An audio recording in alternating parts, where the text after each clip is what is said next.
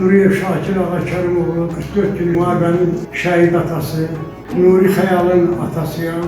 Nuri Xəyalın anası Layidə xanım vəziyyəti biraz ağırlaşdı, ağrıyırdı, möhkəm də, pis vəziyyətdə idi. Onu götürdüm, gəldim Uşaq klinikasına. Allah xoşbəxt xanımın canını salamat eləsin. Sağ olsun xoşbəxt xanım ki, bizi yaxşı qarşıladı, necə lazım müayinələri götürdü.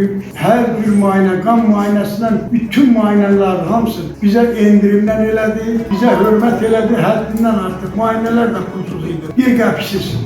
Mən buradan Azərbaycan həkimlərinin hamısına deyirəm, bir şəhid atası kimi.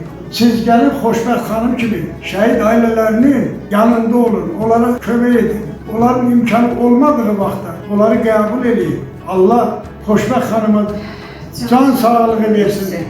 Mən gəldim, xoşbəxt xanıma Allah uzun ömür, can sağlığı arzu edirəm. Çox sağ olsun, pulsuz məni müayinə elədi.